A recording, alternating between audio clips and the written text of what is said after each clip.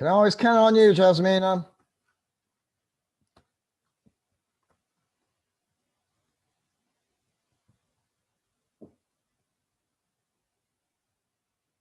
You out there, Jasmina?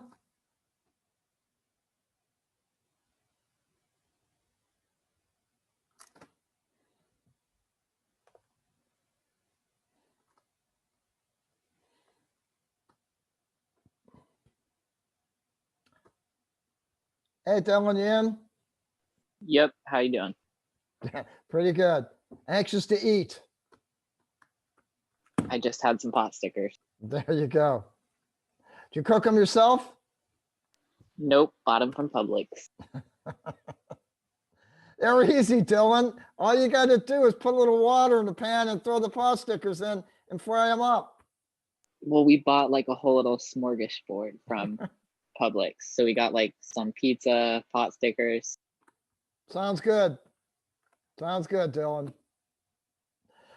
You in an apartment with a bunch of other guys, or what's going on there? No, I live at home with my family. Good. Good for you. Okay, I got two of you in here. Jasmine, are you in? Put your ears on. Yeah, hi, how are you? I'm doing fine. Bottom line, this is not going to take long at all tonight. If I'm not done in 15, 20 minutes, shoot me. You have my permission.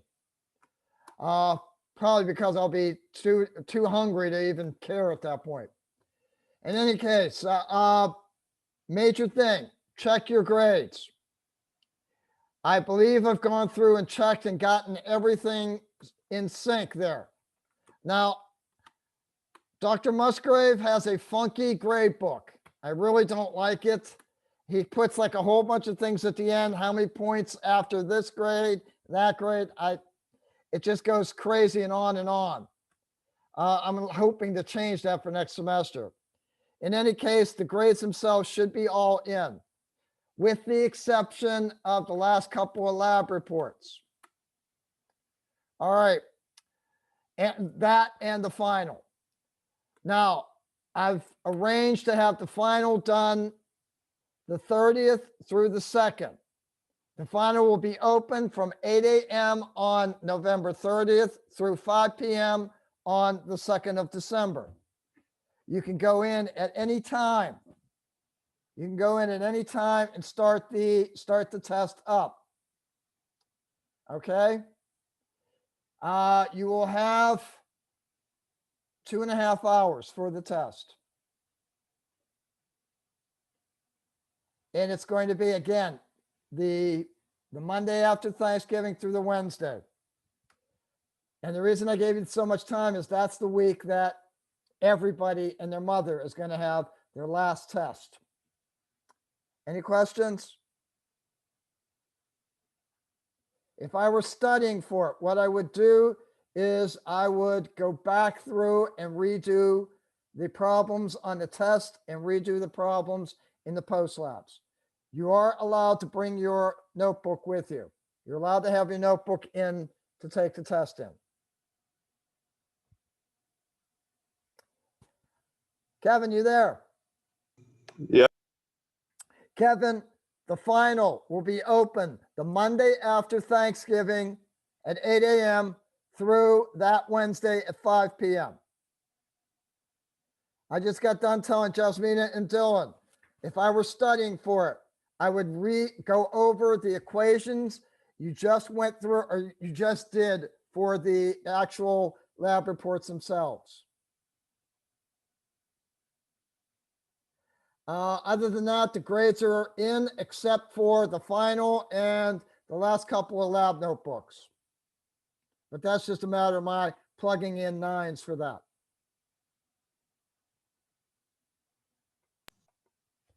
Do not ask me to estimate your grades because Dr. Musgrave did something funky. It's not hurting you, it's helping you. What he did was each lab notebook was worth 9 points. That gave you, I believe, an excess of, there are 14 experiments. So this gave you an excess of 26 points that I believe just gets added on to your grade as extra credit. It'll be fair, trust me. Anything else? Ladies and gentlemen, just to make sure I say this, to make sure I get it in, it's been an honor teaching you this semester. It's been under strange circumstances, and we got our way through it. Everybody's going to get the grade they deserve. So, without any more ado, let's get on with this and get out of here. Are you seeing the slideshow? My guess is no. Now are you seeing it?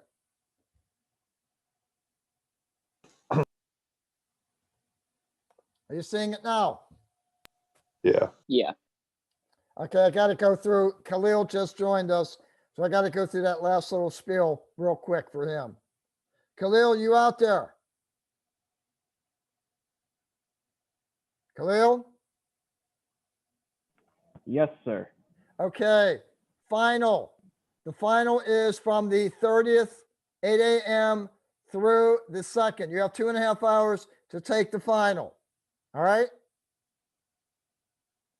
If I were Yes, sir. studying, I would go back and do all the equations that you did for the reports and for the post labs. That's how I would study for that. Grades will all be in by that time. All you got to do, last couple grades, just make sure you submit your lab notebook grades. You are allowed to use your lab notebook on the final. Okay? Is it through honor law? Yes, sir. Yes, it is. Sorry, Vanessa. Hopefully someday the vaccine will be in and we won't have to deal with honor lock ever again. Although I wish I would have put stock into that. Okay, ladies and gentlemen, boiling point in the heat of vaporization. In my lecture class, this lesson will be given probably in about a week or two. So the lab is much further ahead of the lecture, at least in my class. How are you doing with this, Kevin and Vanessa? Have you had this stuff already? No. The Clausius Clapion, don't know anything about that? No. No? Okay. Well, you're getting it just the same time as these other people are. All right. Let's talk about vapor pressure. As you're walking around Florida, as I was walking my dogs, not so much today, but yesterday, I was walking and I was enveloped by this liquid's ability to evolve into the atmosphere. Basically, we swelter because of humidity. And humidity involves the equilibrium that liquid water has for the atmosphere around us. You just put water out there, it's going to evolve into the atmosphere. And it's affected by two variables.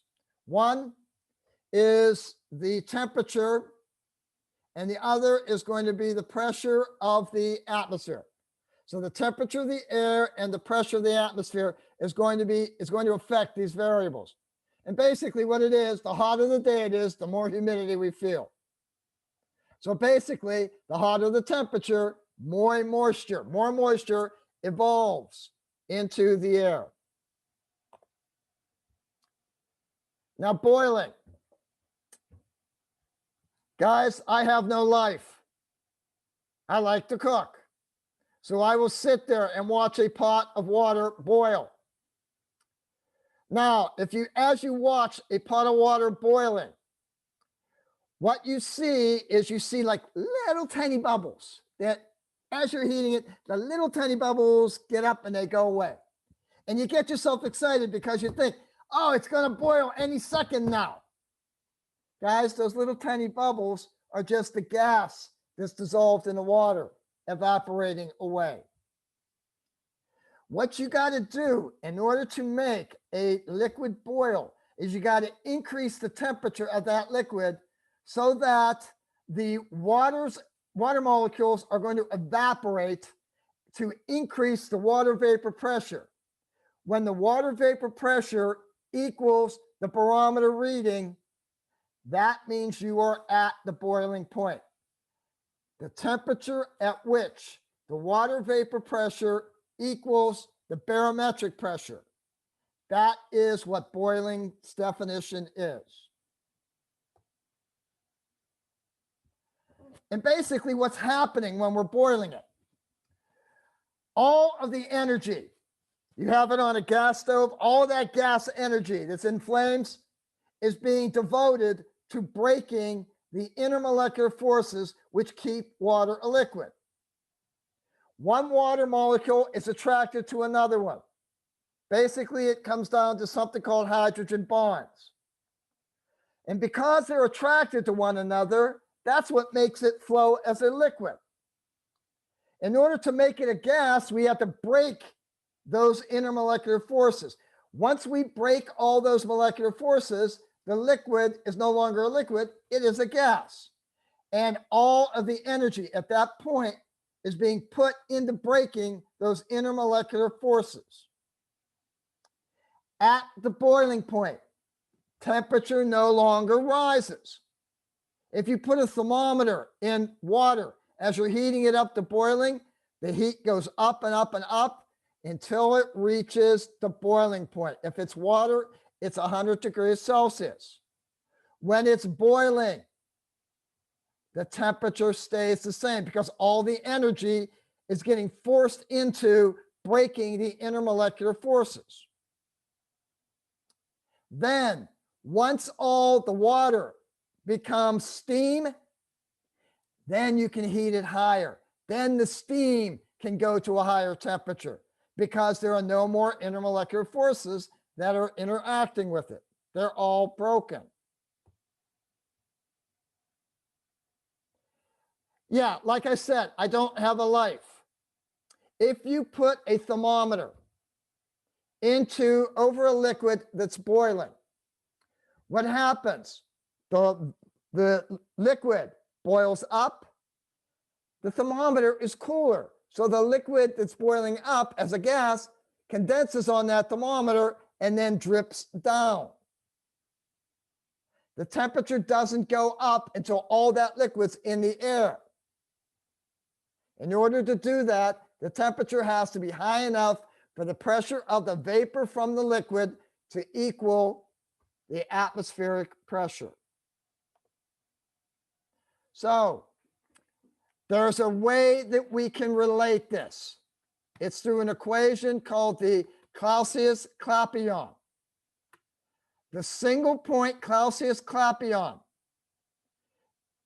involves taking the natural log. Again, guys, this is not the log. This is not the log. This is the ln. Make sure you hit the right button on your calculator. You take the natural log of the vapor pressure. That's going to be equal to the enthalpy of the vapor divided by R. That is going to be multiplied by 1 over T, and to that you're going to add a constant that is related to the individual liquid. When you are looking at this equation, understand delta H's are in kilojoules per mole. The other thing you need to realize, R is not 0.08206. R is not 0.08206 because our label has changed. When it's 0.08206, that's liter atmospheres per mole Kelvin. This term is joules per mole Kelvin. So that's the one thing you have to realize is that R's value is changed. The other thing you have to realize, R is in joules, Delta H is in kilojoules. So you have to change one of them.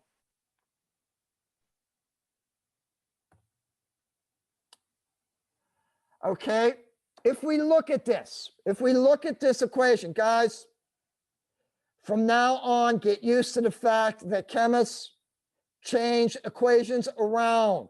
That's how this L and a P came about. That's how the 1 over T came about.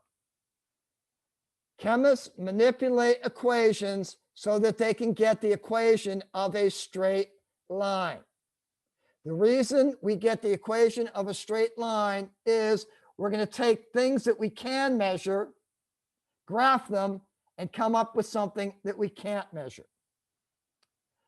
If I look at this overall equation, if I look at the L and the P as my Y value, if I look at 1 over T as my X value, then my slope becomes negative delta H vape divided by R. So if we plot the L and a P versus 1 over T, we can make a graph. That graph will be a straight line. The slope of that straight line will be negative delta H over R. Questions so far, guys?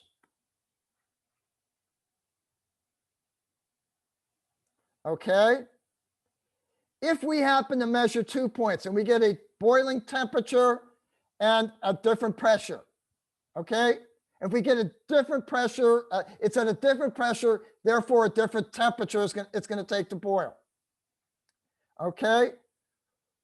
We can manipulate that first equation such that we get another equation, and that equation is ln of P2 over P1 is equal to minus delta H over R times minus 1 over T2 minus 1 over T1.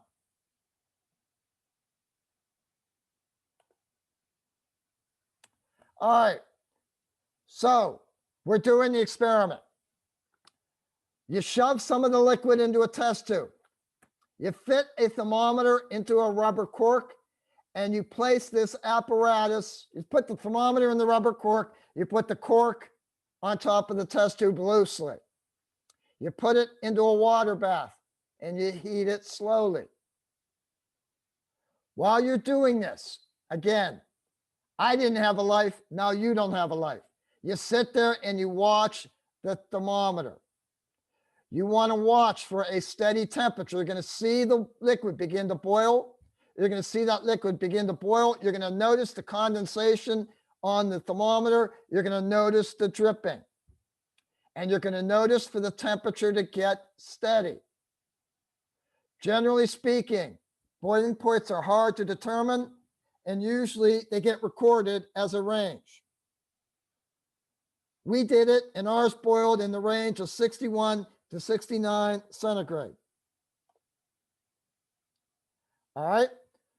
Now we take that boiling range. That boiling point fairly well matches the table on 117 for methanol. So we're going to use the delta H value for methanol. Okay? Your solution, the one that you have the student data for, is going to be different from this. I'm just doing an example here. So we now have a temperature range. We have a delta H and we have an R. We also know that the pressure, exerted by the methanol at 65, which is the average of these two numbers, we know what that pressure is because we know the atmospheric pressure. Boiling point pressure is the same as atmospheric pressure. We're asked to determine the vapor pressure at 295. All right. We plug it into our 2-point formula. We don't know what the pressure is at 295. We do know that when it is 338 Kelvin, it's boiling. When it's at 338 Kelvin and it's boiling, then the pressure is going to be atmospheric, which is 760. This is equal to, I decided, remember I told you, H is in kilojoules, R is in joules. I decided to multiply my H by 1,000 to get joules. So I take my heat of vaporization, divide it by my R value. My second temperature is 1 over 295. My first one is 1 over 338. I do ln of P2 over 760 is equal to, this number works out to be 4250. These two numbers work out to be that. I do the final math. I get the ln of P2 is equal to 760. And the ln of P2 over 760 is equal to minus 1.83. All right, guys, this step is critical mathematically. This is not the ln of P2 divided by 760. This is the ln of P2 divided by 760. Are you understanding what I'm saying there? In other Can you words, repeat it? So, in other words, when I have this expression, I don't multiply this number by 760, then raise it to E's power. What I have to do, I get rid of the ln first by raising both sides e to that power. So I have P2 over 760 is equal to E raised to the minus 183. P2 over 760 is equal to 1.162. 0.162 times 760 is 123. Now, does this make sense to you? Would you expect the pressure to go up or down if my temperature is decreasing? To go down. Did it? That's what it was before. This is what it is now. Did it go down? Yeah. Yes, sir. So this makes sense. Okay?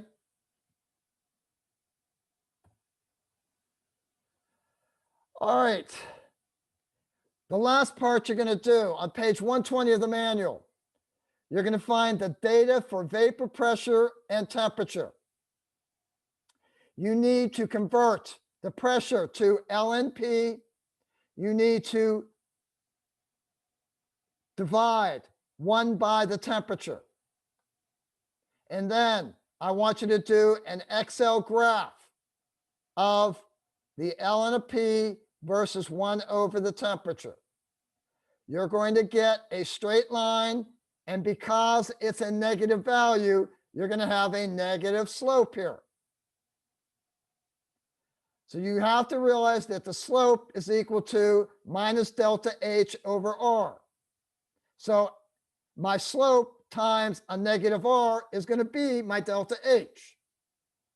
My slope in this example was negative 4636.7. I multiply that by 8.314. Remember, the 8.314 is in joules. After I do that multiplication out, I get 38,500 joules per mole is equal to delta H. Delta H is reported out in kilojoules per mole. So I divide this by 1,000 and I get 38.5. Questions, guys? It's really, really not that hard. All you're going to be doing, calculation-wise, is there is a table on 120, I believe it's on page 120. It's going to list pressure and it's going to list temperature. You take the pressures, first of all, hit the ln key, type in the pressure, enter. That's going to be the ln of your pressure.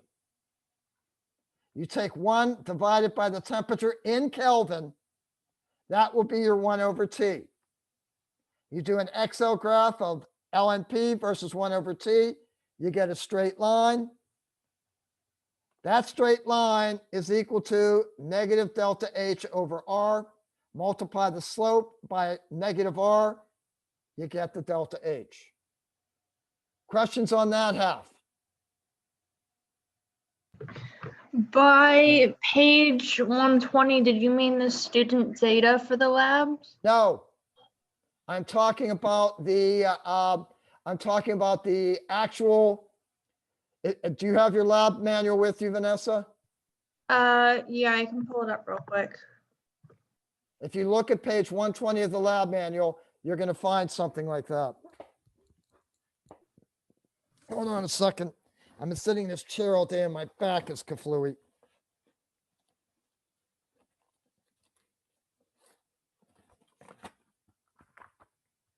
Nope, Chem 2 experiments.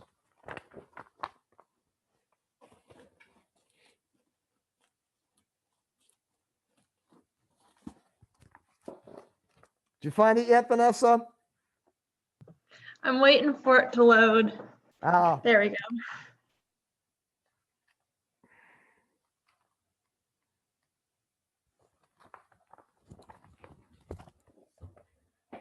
are you seeing it? It looks like that, Vanessa. Only these two columns are not filled out. You got it? Uh-huh. Okay, that's what you need to fill out to do your graph. Then once you have your graph, it's a piece of cake.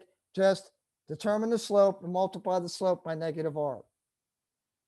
Okay, but we don't need the T1, the temperature one from the recorded data. Huh? Temperature one for from the recorded data, which we get from the student data lab, was not in the lab. Okay, wait. That's for part A. That's for part A, Vanessa.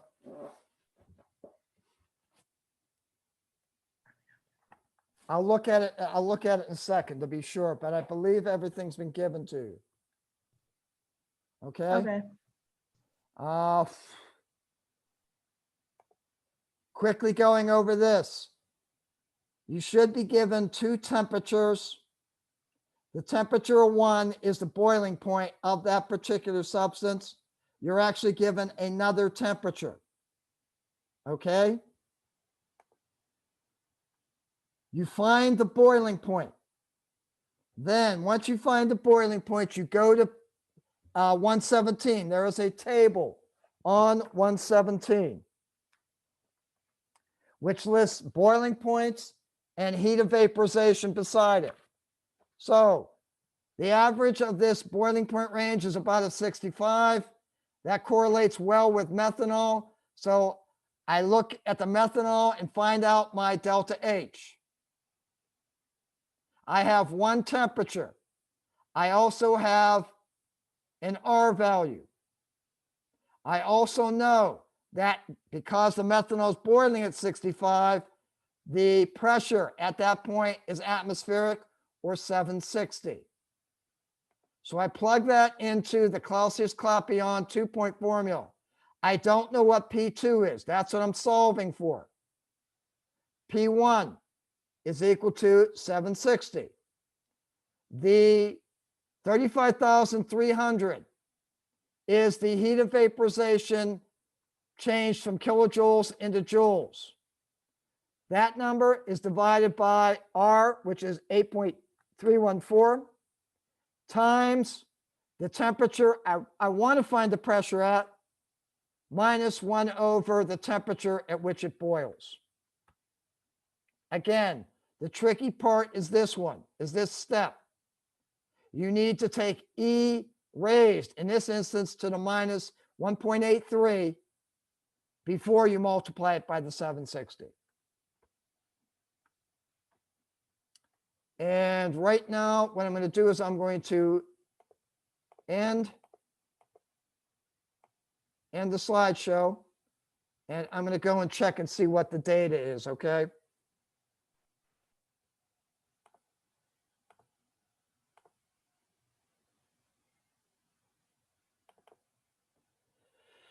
Okay, course content. Okay, we don't want lab final. What we want is we want the boiling point and heat of vaporization. No, I don't want that. I want student data. Okay.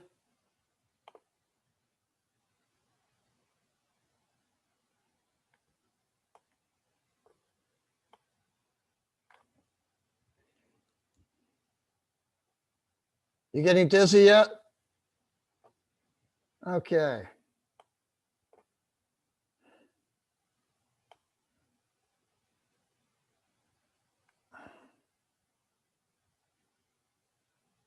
Sir, I think you passed it, yeah.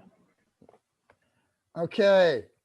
The boiling point that you need to get the delta H evaporation is 75.2 to 79.2. You need to get the average there.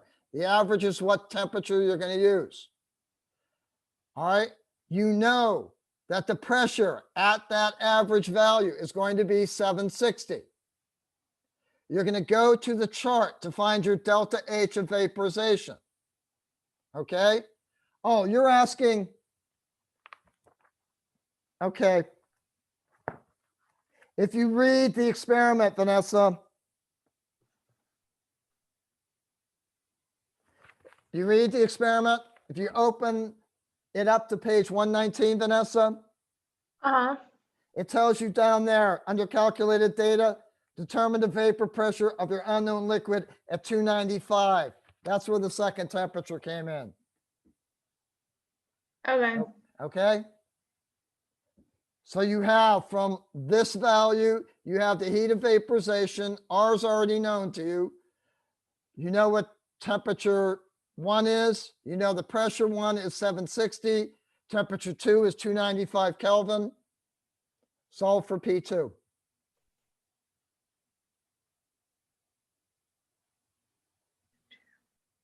Any questions, ladies and gentlemen? Sorry, it went out longer than I thought it would. Questions? All righty then, again, it's been an honor to have met you even through these circumstances. Can you at least let me see your faces?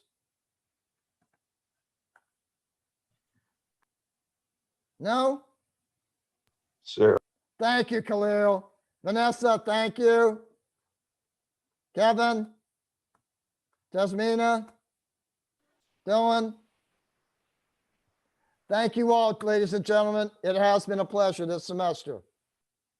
Take care of yourselves. Keep my phone number. Okay? Keep my phone number. You may need it when you're in Chem 2. Keep my email address. Email me. I'll be happy to go through and try and get you through whatever problem you're having. Okay? Yes, sir. All right. Take care. You guys, good luck to you in your futures. Thank you, sir.